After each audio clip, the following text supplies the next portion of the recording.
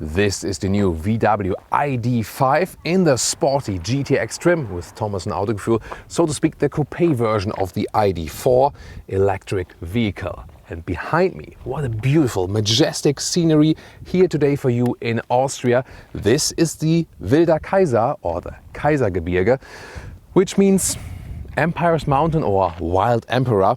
And the VW Empire, after taking a hit as the first Death Star was destroyed, after Dieselgate a couple of years ago, the VW Empire wants to strike back with electric vehicles. And this is one of the new ones for them. Let's take a look if this is going to work and how sporty does it actually drive? How different is it from the ID.4? In the front we have the typical closed-off grille, all set on the electric vehicle performance with best aerodynamics. And we can see a nice light signature here, all the way horizontal, split by the logo in this retro styling here as they used to, really decades ago. And the main headlamp here automatically comes with the ID.4. With the ID.4 it's optional. With the ID.5 the matrix LED is standard equipment. The GTX version, you don't have to go for the GTX, you can also go for base versions, but the GTX then here has this special sporty lower grille in that kind of honeycomb style, and this really striking color is called King's Red. So it's about kings and emperors today here in this Autogefühl episode. When we take a look at the side profile, this is of course the biggest difference to the VW ID.4. The ID.4 rather continues with that roofline, classic SUV styling, and here we have that falling roofline, which makes this vehicle here a little bit more aerodynamic. Definitely sportier styling because here that hip area is also more, just more prominent. We also have special wheels on this vehicle. Usually it comes 19 to 21. 20-inch would be standard for the GTX, and these here are the optional 21-inch wheels. Let's see how the comfort plays out, either base suspension or the optional DCC, the adaptive suspension. 4.60 m or 181 inches is the length. Of course, the wheelbase just the same with the ID.4, ID.4 and ID.5. Just the rear overhang is a little bit longer because of the different styling, but not big of a difference. Here we can see you have this wing that actually channels the air below that. That's very interesting. And I really like this very modern rear lamp signature that looks kind of like, this technology styling. The GTX model, by the way, gets once again different accentuations here in the lower part, with this, it's very interesting. There's a lot of, it's actually quite expensive to do it in that way then. Big black cladding, then silver conscious in the lower part, and then you also have the GTX badges. It will be interesting, does it also drive like a GTI, just X, here with also soft off-road capabilities or what? The ID.5 is available as rear-wheel drive model or all-wheel drive. Rear-wheel drive is then 10.4 or 8.4 in the acceleration figure, these two trims. If you want to have all-wheel drive, then it's the GTX right here, one electric motor in the rear, one in the front, and then you're at 6.3 seconds in the acceleration figure, 1 kilometers or 62 miles an hour. In all cases, the ID.5 gets the 77 kWh net battery, the big one from the ID.4. In the ID.4 you can still pick one, also a more entry-level version. However, since the electric ranges are not that high yet, usually experience from the ID.4 around 400 kilometers or 250 miles in good conditions, I would definitely pick always the biggest battery. In the ID.5 it's the biggest one anyway. Turning indicators cascading because you have that matrix LED light. And in the front, the lower part of the daytime running light is replaced. And now it gets really interesting as for recharging and battery specifics. The Pro version, there are two Pro versions with rear-wheel drive, and here the GTX model, they share the same battery capacity of 77 kWh net. However, different supplier, so different cell chemistry. The Pro versions, rear-wheel drive versions, get the one from CATL, the Chinese supplier. Also the Fisker Ocean will receive that, so it tells us something about the charging curve for the Fisker Ocean as well already. And here the GTX model gets the one from LG, the Korean supplier. And they indeed differ in recharging. That's very interesting. So first of all, AC recharging is 11 kilowatt both, and then DC recharging is 155 kilowatt now for the GTX and 135 kilowatt peak for the Pro models. And the interesting thing now is that the 5 to 80% SOC value, state of charge value, is 36 minutes for the GTX and 29 minutes, now 10 minutes faster with that software update for the Pro versions. So you might, well, wait a minute, I pay more money and get the overdrive version and then slower charging.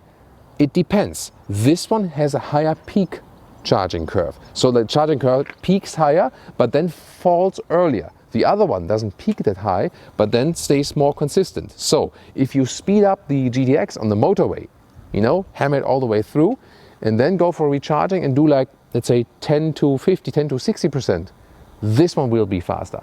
If you go for the other one then, and maybe have like more like really like 10 to 80%, 10 to 85% charging, then the Pro versions will be faster. So it really depends on your user profile. Then the door handles, flush door handles, they're kind of like integrated, and you just press them from behind, and that's basically it. Door closing sound.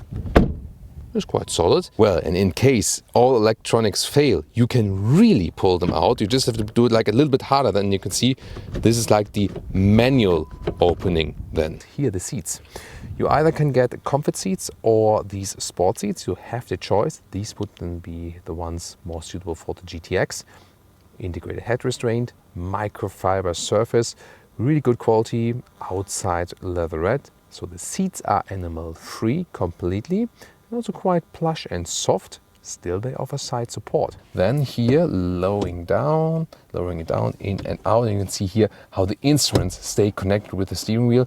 The whole instruments, they're quite small and it appears a little bit cheap, I have to say. The only thing you can do here is change something in these digital instruments. Like here, left and right, what area do you want to have a little bit bigger, but that's actually it. Why? They focus on the head-up display. Head-up display with speed, allowed speed, and some GPS guidance. Then there's also a function available where you can have this augmented reality in the head-up display. Seating position here in the front, I really like these sport seats with electric controls, and then you have this, you know, support here, especially in that area. At the same time, plush bolstering, so it's really soft to sit on, comfortable and sporty at the same time. Works with tall adults and with 1.89 meters or 6'2". Yes, I've grown. Then here a lot of headroom left. There is this fixed panoramic roof, and you can, if you want to block out sun or sun, close this shade. Not all EVs have that. This one does. So when you are in a very hot country or hot state, then it does actually work a little better to block out the sun. Interior overview, really clean layout. However, a lot of high gloss piano lacquer. That's not really that suitable, I think, also at that price point. Then also here, not backlit sliders. No one really likes them, neither for climate nor for the audio. Exclusive information for you, viewer of Autogefühl.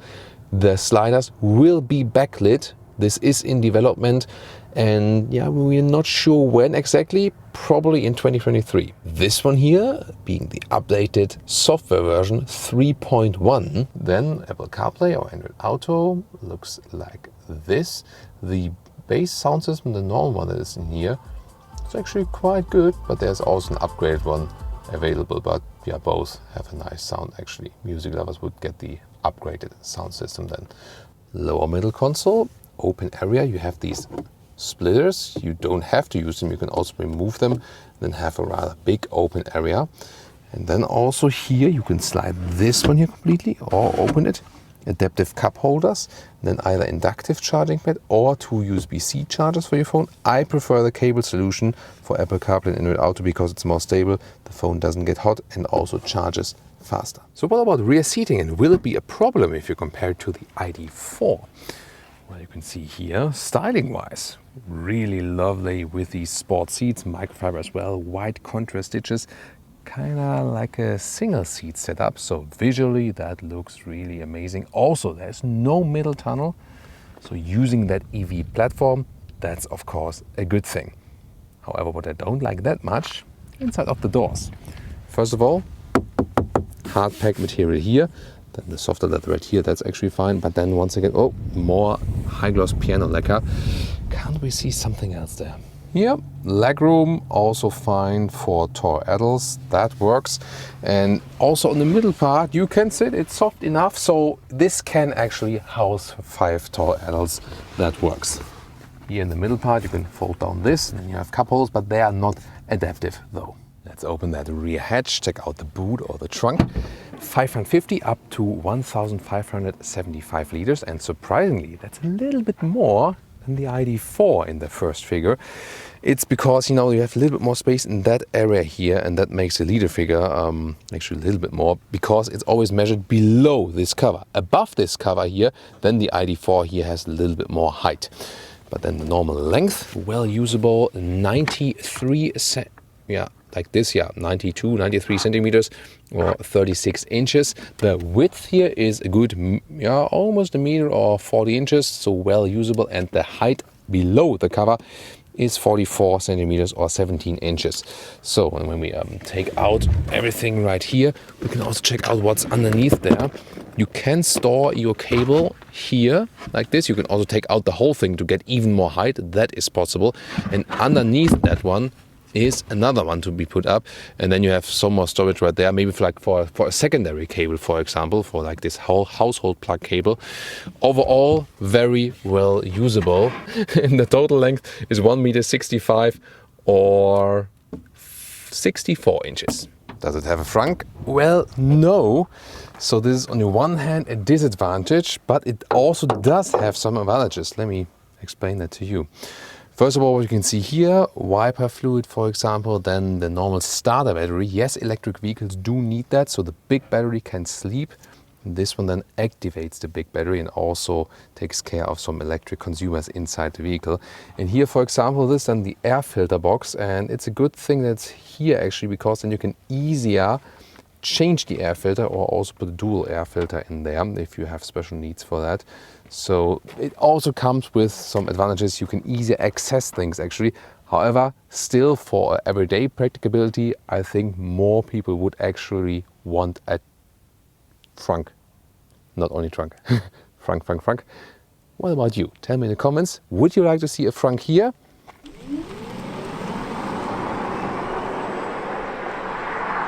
VW ID.5 GTX. We put it to the sports mode and acceleration. Let's go.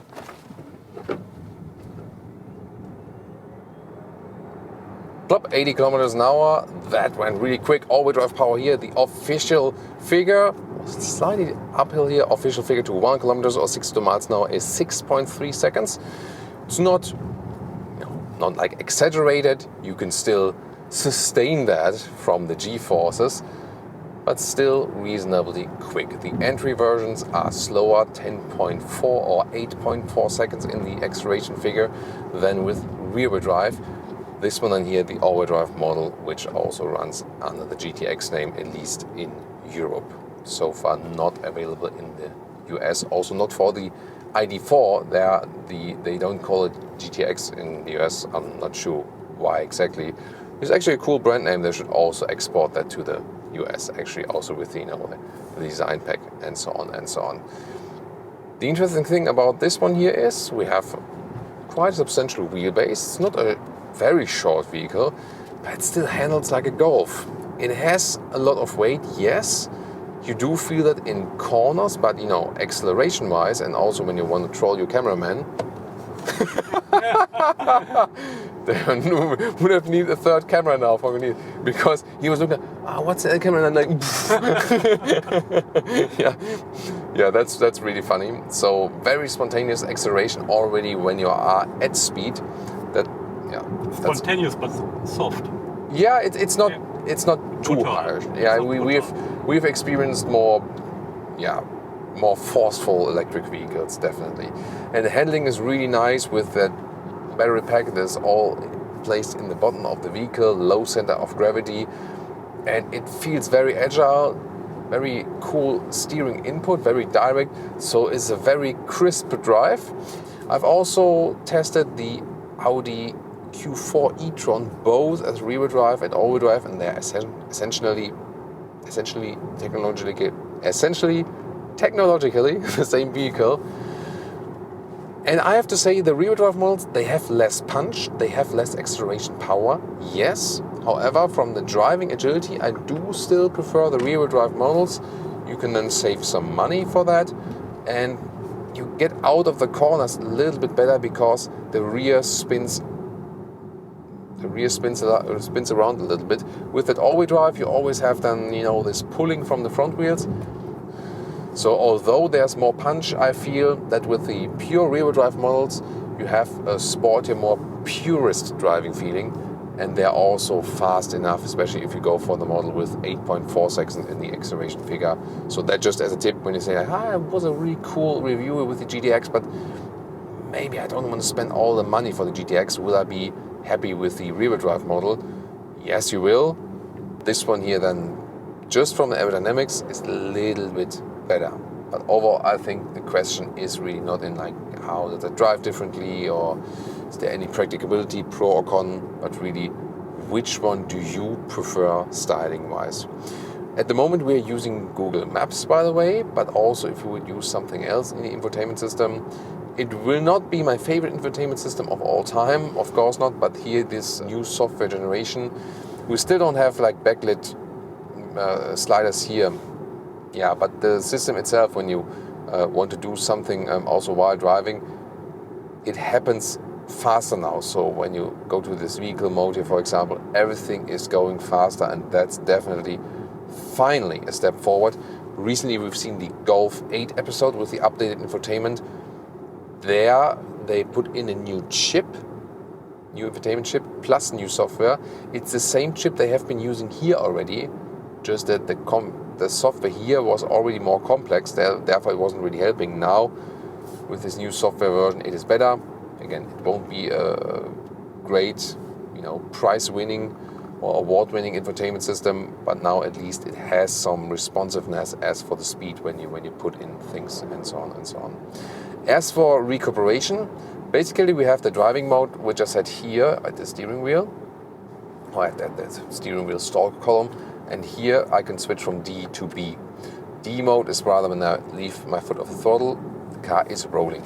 B mode is then recuperation, I leave my foot off the throttle, and there's substantial recuperation, not a super harsh one, so that is not aiming to a Tesla recuperation experience, more like that you want to build a good transition for ICE car customers. So overall, the driving experience is really goes like one circle, it's very smooth, everything, all the elements are fitting together. So they show that they know what they're doing hardware-wise. Software-wise, there has been a lot of failures, definitely. Now they're picking up the game, it is getting better. We hope that they continue on this journey and keep improving the software. But once again, hardware-wise and how it handles and safety ratings, also everything from all the hard facts, this is so well done. And also now that you have this improvement from the fast charging, DC charging now at 135 kilowatt, this is more and more promising. And yeah, when you want to do some overtaking maneuvers, by the way, so we're driving a little bit slower than actually allowed, we can actually do that. So this is like a Golf Plus, from a pre-generation or something. Now I'll take my chance. Watch out. Here we go, 100. There we go. So that was really smooth, really quick. And this can also be a safety thing, when you can accelerate really nicely and have some power reserves. Here 100 kilometers or 60 miles an hour is allowed. Nice winding road right here. And this car indeed really feels very safe. Now off the throttle, I have to help with the brakes, even more recuperation then. And all the time here I wasn't even using the real brakes at all.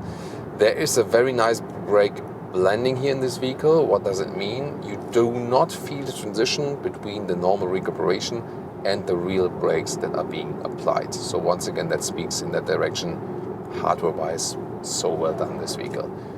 Yeah, but what about the final consumption? And that, of course, then also calculates the real-world range for that 77 kilowatt-hour net battery.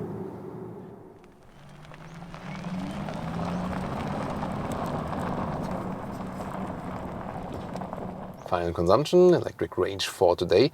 Good conditions, quite warm, not too cold, and also rather steady speeds, some acceleration, and then we can score a rather ideal consumption and range here.